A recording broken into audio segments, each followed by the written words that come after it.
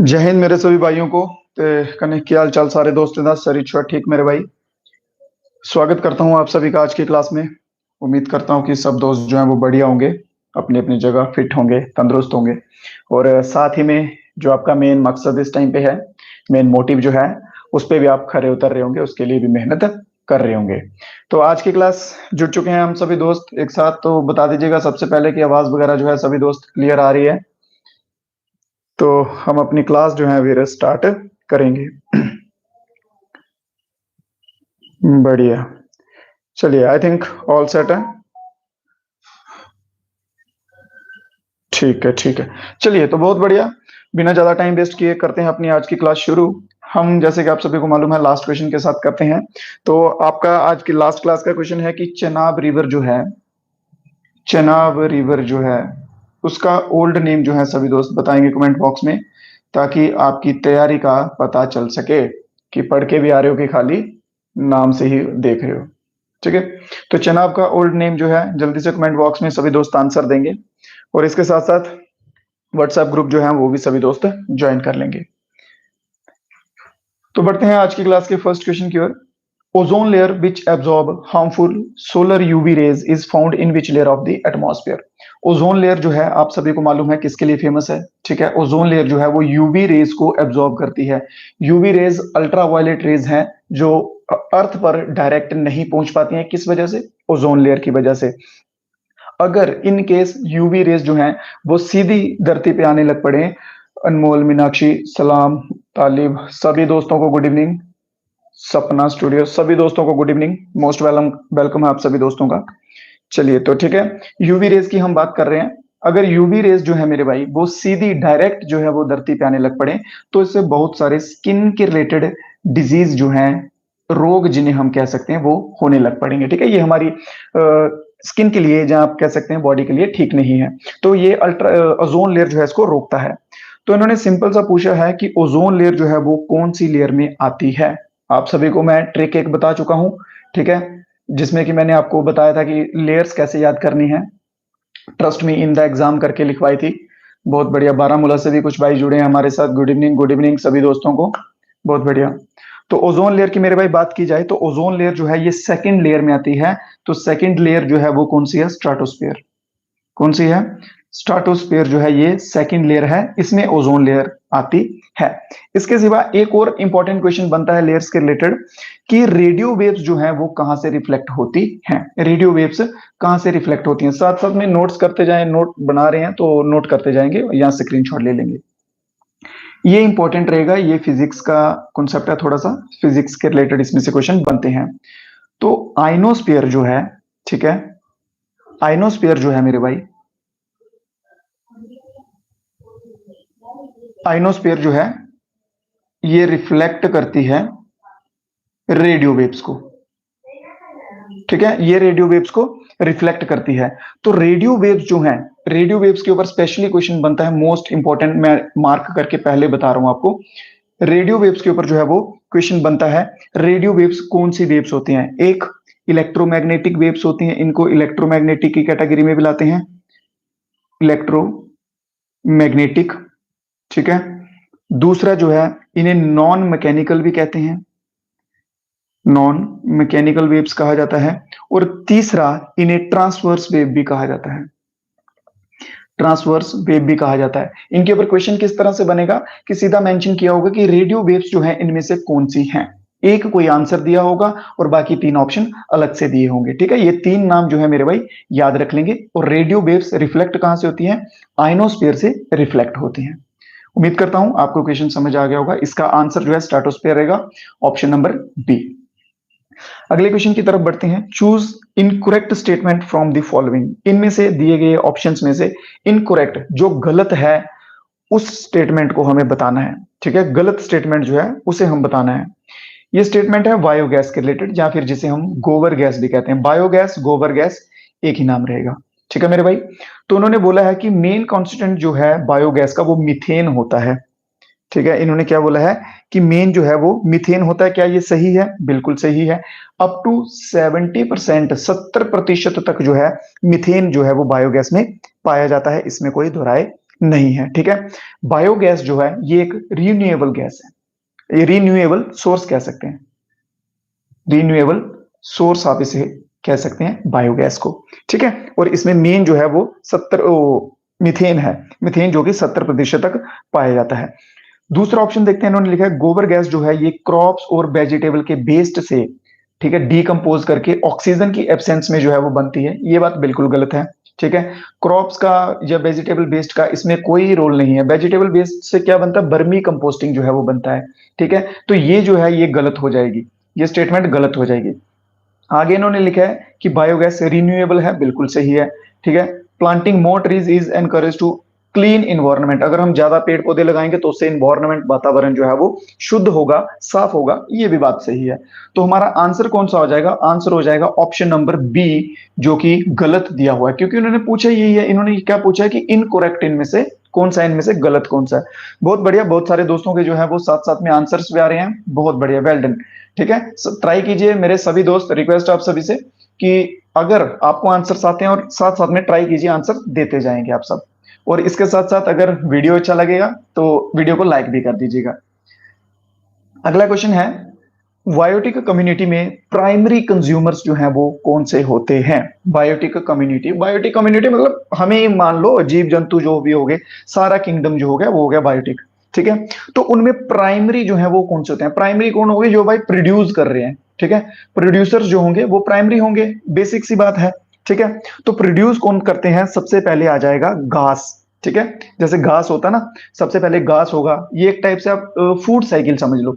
सबसे पहले ग्रास हो गया, ठीक है, ग्रास को फिर कोई और खाएगा, इंसेक्ट खाएंगे, इंसेक्ट को फ्रॉग, फ्रॉग को आगे ईगल खाएगी, ऐसे ऐसे करके ये एक साइकिल हो गया, ठीक है। तो इसमें जो है ऑप्शंस के अकॉर्डिंग कौन से होंगे हमारे आंसर।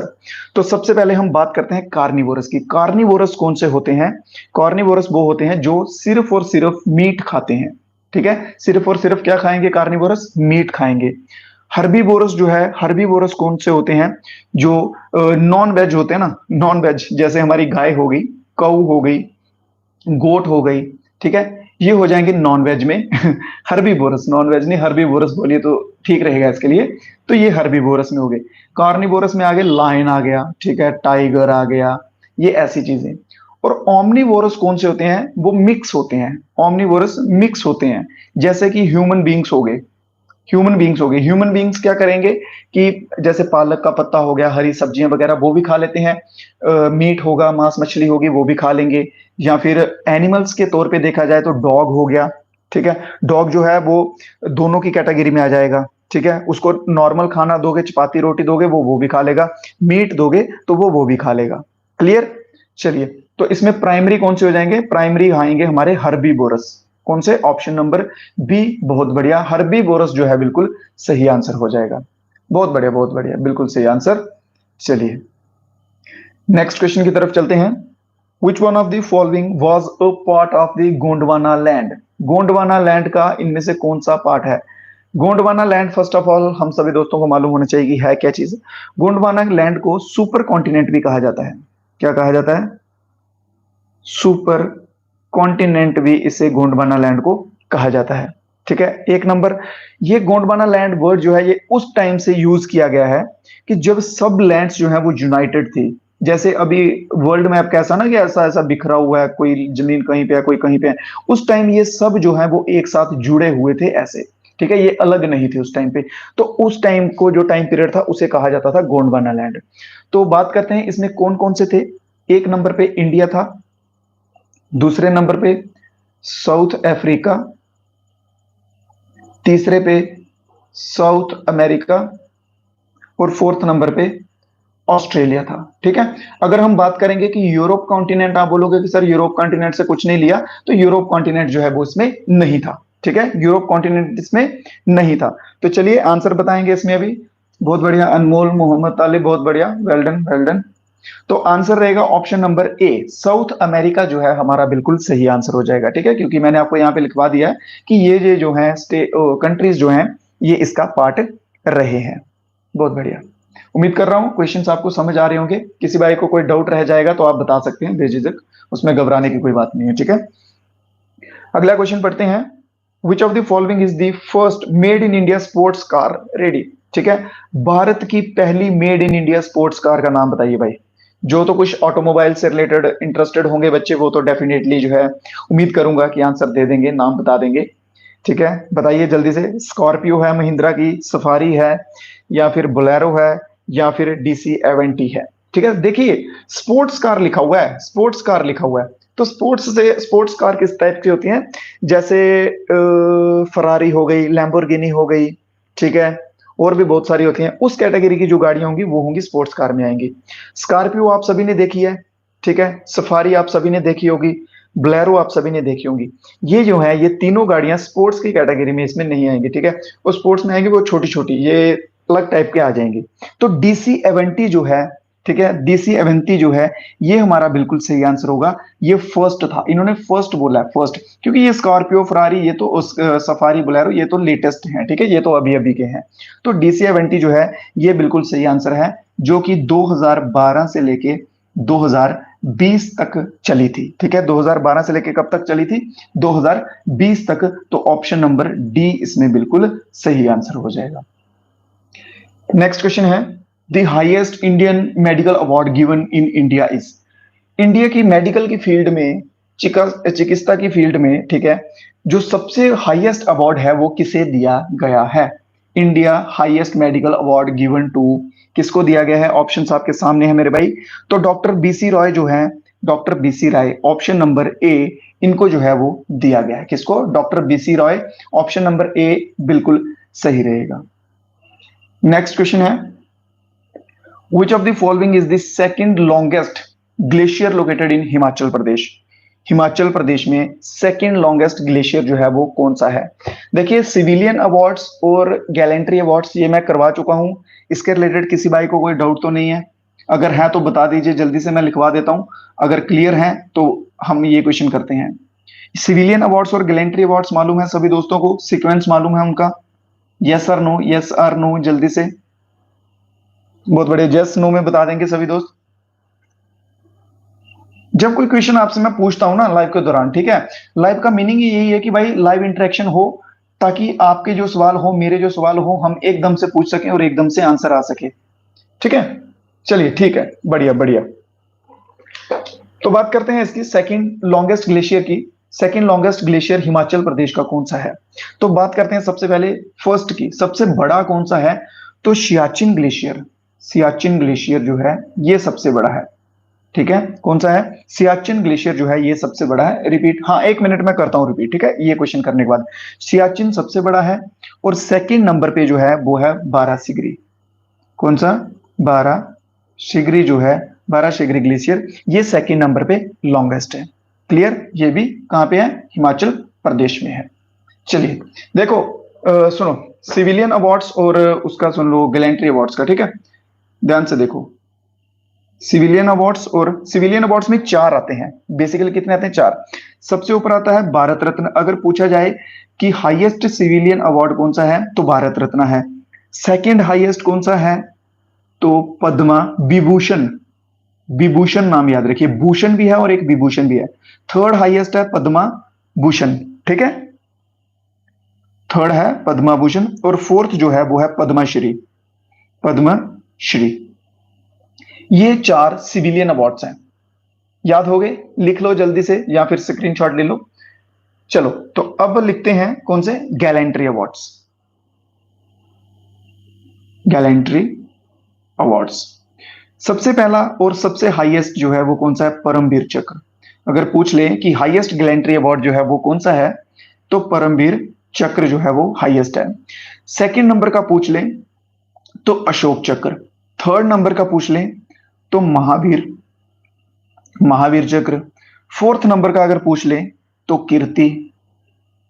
5वें नंबर पे पूछ ले तो वीर, और छठे नंबर पे पूछ ले तो शौर्य। ये चीजें जो है ये मेरे भाई बहुत ही बेसिक नॉलेज है ये, ठीक है, आपको ये फिंगर टिप्स पे होनी चाहिए। कैसे होनी चाहिए?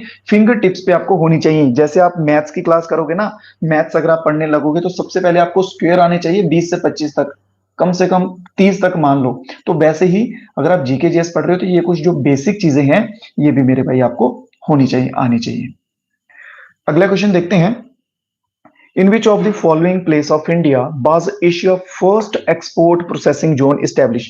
पहला एक्सपोर्ट प्रोसेसिंग जोन जो है, एशिया की बात की जा रही है यहाँ पे, इंडिया की नहीं, एशिया का, ठीक है। तो एशिया का जो है ये फर्स्ट कौन सा रहेगा?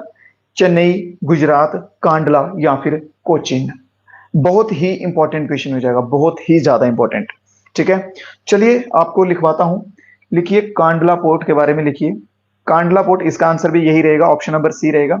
फर्स्ट ऑफ ऑल बना कब था? 1965, ठीक है। ये एशिया का फर्स्ट एक्सपोर्ट प्रोसेसिंग है। एक्सपोर्ट इंपोर्ट, एक्सपोर्ट क्या होता है? यहां से हम सामान भेजते हैं बाहर, इंपोर्ट होता है हम सामान लेते हैं, ठीक है। एक्सपोर्ट इंपोर्ट में डाउट क्लियर दोनों बाय, ठीक है। अब इसके द्वारा, इसके बाद ये आता कहां पे है मेरे भाई? तो ये आता है गुजरात में। कहां पे आता है? गुजरात में आता है। इसमें एक्सपोर्ट होता क्या है? मेनली, मेनली जो है इस पोर्ट से क्या एक्सपोर्ट होता है? वो होते हैं ग्रेन्स, अनाज जो है वो एक्सपोर्ट होता है, ठीक है। गेहूं, चावल, मकई, जो भी चीजें अनाज में आएंगी वो होंगी। अब मेन सुनिए, बात कर ली जाए बिगेस्ट पोर्ट की, तो वो कौन सा है? अगर क्वेश्चन में आ जाए कि बता दो भाई बिगेस्ट पोर्ट जो है वो कौन सा है, तो मुंबई का, ठीक है। कौन सा है? मुंबई पोर्ट। मुंबई पोर्ट जो है ये बिगेस्ट है। तीसरे नंबर क्वेश्चन पूछ लिया जाए कि ओल्डेस्ट बता दीजिए, सबसे पुराना बता दीजिए कि कौन सा है, तो श्यामा प्रसाद मुखर्जी। श्यामा प्रसाद मुखर्जी, ठीक है। श्यामा प्रसाद मुखर्जी है, ये ओल्डेस्ट है। ये कहां पे है? ये है कोलकाता में, कोलकाता में। उम्मीद करता हूं क्लियर हो गई होंगी आपको चीजें, कांडला पोर्ट से रिलेटेड भी, और biggest port Mumbai port, oldest port Shyama Prasad Mukherjee port, ठीक है। तो अगले क्वेश्चन की ओर बढ़ते हैं। स्क्रीनशॉट वगैरह ले लीजिए जल्दी से इसका। नेक्स्ट क्वेश्चन है, the process of adding sulphur to rubber is called. अगर हम रबर जो होता है, नेचुरल रबर निकलता है, वो केरला की साइड आई थिंक निकलता है, पेड़ों से निकालते हैं, उसमें अगर हम सल्फर को डालते हैं, ऐड करते हैं उसमें, तो वो प्रोसेस जो है वो क्या कहलाता है? ठीक है, तो उसे कहते हैं, बहुत बढ़िया, जल्दी से बताएंगे, वल्केनाइजेशन। Option number B. क्या कहेंगे उसको? वल्केनाइजेशन उस प्रोसेस को कहेंगे, वो एक केमिकल प्रोसेस होता है जिसमें कि रबर को कन्वर्ट करते हैं किसी मटेरियल में, जो इलास्टिक मटेरियल होते हैं ना, ठीक है, जो थोड़े लचीले भी हों, खींचने में भी हों, इलास्टिसिटी जिनकी ज्यादा होती है, उन टाइप के मटेरियल्स में जो है ये सल्फर डाला जाता है, रबर में डाला जाता है उस टाइप के प्रोडक्ट बनाने के लिए, ठीक है। और रबर जो है वो हीटेड रबर रहता है। कौन सा रहता है? हीटेड रहता है। हीटेड रबर में जो है इसको डाला जाता है। तो कौन सा option number? Option number B इसमें बिल्कुल सही आंसर हो जाएगा। बहुत बढ़िया। सभी दोस्त ट्राई किया करो साथ साथ में आंसर देने की, क्योंकि यहीं से अगर आप देने लगोगे ना आंसर, तो आपको कई बार क्या होता है ना कि ऐसे बंदे को देखते ही ऐसे कॉन्फिडेंस आता है, हाँ यार यही होगा, कई बार आता भी नहीं होता, तो यही होगा। तो इसलिए बोलता हूं कि साथ साथ में कोशिश किया करो, आंसर जो है वो देते जाया करो। अगले क्वेश्चन पे आ जाइए भाई, मॉडर्न हिस्ट्री का क्वेश्चन है। This civil disobedience movement of India was in which year. Civil disobedience movement जो है ये किस वर्ष में हुआ था? सिविल डिसोबिडेंस मूवमेंट के साइड बाय एक और मूवमेंट जो है चला था, उसके ऊपर मोस्टली क्वेश्चन पूछते हैं। मोस्टली क्वेश्चन क्या पूछेंगे कि अलोंग साइड जो है, अलोंग साइड सिविल डिसोबिडेंस के कौन सा मूवमेंट जो है वो चल रहा था, ये क्वेश्चन पूछेंगे बना के। तो वो चल रहा था साल्ट मार्च। क्या चल रहा था? साल्ट मार्च, या फिर आप कह सकते हैं साल्ट सत्याग्रह। क्या कह सकते हैं? सॉल्ट मार्च या फिर सॉल्ट सत्याग्रह आप इसे कह सकते हैं। बात करें सॉल्ट मार्च के डेट की, तो 12th ऑफ मार्च 1930 जो है इसके डेट थी। कब थी? 1930 में। तो ऑप्शन नंबर देख लेंगे कौन सा होगा। ऑप्शन नंबर बी जो है इसमें सही होगा। सिविल डिसोबिडेंस मूवमेंट जो है इसके अलोंग साइड चल रहा था, तो इसका आंसर भी जो है हम यही देंगे, ठीक है। 1930 जो है हम इसका आंसर रखेंगे, ऑप्शन नंबर बी मेरे भाई, बहुत बढ़िया होगा। इसमें था क्या, ठीक है, इसमें था क्या कि सिविल डिसोबिडेंस मूवमेंट जो है वो चला क्यों था? साल्ट मार्च के बाद ही चला। ये क्यों चला था? क्योंकि ब्रिटिशर्स ने जो है, महात्मा गांधी ने अपने कुछ 11 डिमांड्स रखे थे। कितने? 11 डिमांड्स। याद रखो, याद रखो 11 डिमांड्स। जो जो चीज स्क्रीन पे आपकी लिखी जाती है उसको नोट्स बना के अच्छे से लिख लिया करो मेरे भाई, इंपॉर्टेंट होता है वो। 11 डिमांड्स जो है महात्मा गांधी ने रखी थी ब्रिटिशर्स के आगे सॉल्ट मार्च के दौरान, बट उनको जो ब्रिटिशर्स का रिस्पॉन्स था वो पॉजिटिव नहीं लगा, ठीक है, तो इस वजह से जो है महात्मा गांधी ने फिर सिविल डिसोबीडियंस स्टार्ट किया था। सॉल्ट मार्च, डांडी मार्च, सॉल्ट सत्याग्रह, आप कुछ भी कह सकते हैं, ये एक कॉमन नेम है। नेक्स्ट क्वेश्चन देखो भाई, national institute of agriculture marketing located, national institute of agriculture marketing located in which place? बहुत बढ़िया, तो कहां पे रहेगा? बिल्कुल सही आंसर इसका रहेगा जयपुर। क्या रहेगा आंसर? जयपुर। ऑप्शन नंबर ए जो है बिल्कुल सही रहेगा। जयपुर कहां पे आता है? जयपुर आता है राजस्थान में। जयपुर को एक और नाम से जाना जाता है, पिंक सिटी के नाम से जाना जाता है, पिंक सिटी के नाम से जाना जाता है। अगर बात सिटीज की हो रही है तो एक अलग से क्वेश्चन हो जाए, ब्लू सिटी किसे कहा जाता है? ये क्वेश्चन मैं पहले भी पूछ चुका हूं, ग्रुप पे भी मैंने जीके के क्वेश्चंस डाले थे, तब भी ये क्वेश्चन जो है वो वहां पे शेयर किया था। जल्दी से बताएगा कोई मेरा भाई, ब्लू सिटी जो है वो किसे कहा जाता है? ब्लू सिटी किसे कहा जाता है? चलिए चलिए, आप इसका आंसर दीजिए, तब तक मैं आपको बता दूं। नेशनल इंस्टीट्यूट जो है, इसके फाउंडर जो है एग्रीकल्चर मार्केटिंग का, इसके फाउंडर हैं राहुल बिश्नोई। राहुल बिश्नोई, रवि बिश्नोई नहीं, राहुल बिश्नोई, ठीक है, याद रखना। बहुत बढ़िया। ऑप्शंस क्या देने हैं भाई इसमें? कल ही तो करवाया आपको, परसों ये क्वेश्चन। देखो, अगर आपको अभी भी चीजें रिमाइंड करने में जरूरत पड़ रही है ना, तो मेरे भाई ये बात सच है कि आप रिवीजन नहीं कर रहे हैं। इसमें मेरा कोई नुकसान नहीं है, टू बी ऑनेस्ट, मेरा कोई नुकसान नहीं है। रिवीजन करोगे आपको बेनिफिट, नहीं करोगे आपको लॉस। मेरा कोई नुकसान नहीं है, मेरा कोई फायदा नहीं है, ठीक है। यूनिफॉर्म मिलेगी आपको, मिलेगी नहीं मिलेगी आपको नहीं मिलेगी। सो बेटर है कि अभी आपके पास टाइम है, अपॉर्चुनिटी है, इसको जाया मत कीजिए। अगले क्वेश्चन की बात करते हैं। Which of the following book is not written by APJ Abdul Kalam? APJ Abdul Kalam के द्वारा इनमें से कौन सी बुक जो है वो नहीं लिखी गई है? बहुत ही फेमस बुक है ये, इंपॉर्टेंट बुक्स हैं, इनके ऊपर ऑलमोस्ट क्वेश्चंस आपको देखने को मिलते रहेंगे। विंग्स ऑफ फायर, ये सभी बच्चों को मालूम होगा, अब्दुल कलाम ने लिखी है। You are born to blossom, ठीक है, अब्दुल कलाम की है।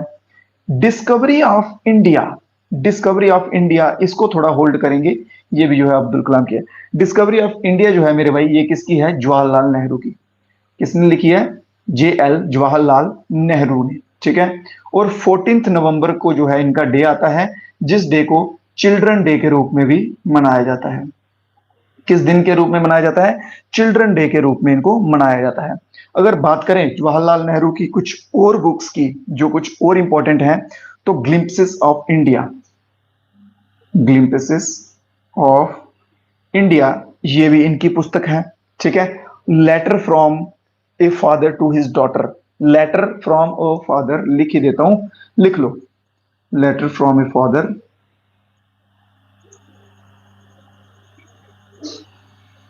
टू हिज डॉटर, ठीक है। राइटिंग का थोड़ा बहुत यार इश्यू रहता है, इतना क्लियर जो है वो नहीं लिख पाता हूँ, स्क्रीन छोटी होने की वजह से, तो साथ साथ में इसीलिए जो है मैं बोलता जाता हूँ, ठीक है।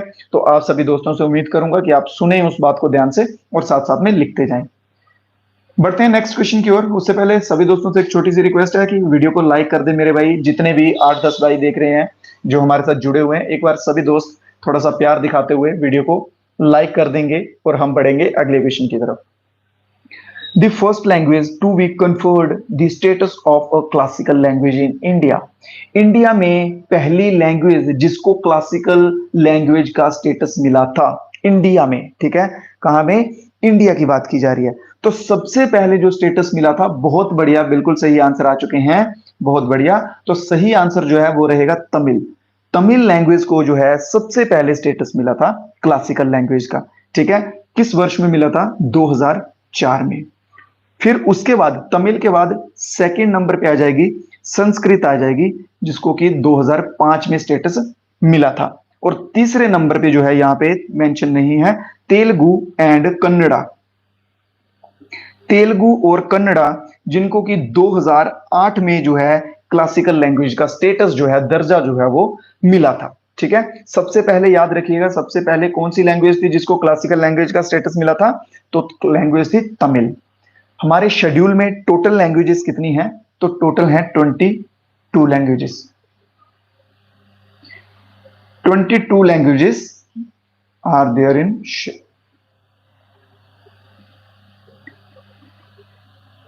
ठीक है, पूरा ही लिख लो। शेड्यूल में टोटल हैं 22 लैंग्वेजेस हैं। बहुत बढ़िया, वेल डन वेल डन, बहुत बढ़िया। ठीक है, क्लासिकल लैंग्वेज 6 और क्लासिकल डांस कितने हैं? क्लासिकल डांस जो है वो भारत के वो कितने हैं? कोई बच्चा जल्दी से बताएगा। जो कुछ क्वेश्चन पूछता हूँ उसका आंसर जल्दी से एकदम फटाक से आना चाहिए, ताकि पता चले कि प्रेजेंस ऑफ माइंड कितना है आपका, एकदम से क्लिक कर पाती हैं चीजें आपके दिमाग में कि नहीं। ऑप्शन दे रहा हूं, 6, 7, 8, 9। क्लासिकल डांस कितने हैं? 6, 7, 8, 9, बताइएगा जल्दी से। तब तक हम अगला क्वेश्चन करते हैं। The currency of Greek before 2001 was, 2001 से पहले ग्रीक जो है देश, उसकी करेंसी क्या थी? 2001 से पहले ग्रीक की करेंसी क्या थी? यूरो, द्रामचा, स्टर्लिंग या फिर सेंट? क्लियर है? क्वेश्चन आपको समझ आ गया? तो जल्दी से बताएंगे कि ग्रीक की करेंसी जो है वो 2001 से पहले मेरे भाई क्या थी। तो ग्रीक की बात करते हैं 2001 से पहले, ऑप्शन नंबर बी इसमें सही रहेगा। ड्रमचा जो है ये ग्रीक की करेंसी थी। अगर करंटली बात करें अभी कौन सी है, तो अभी आती है यूरो। क्या आती है? यूरो जो है वो अभी आती है।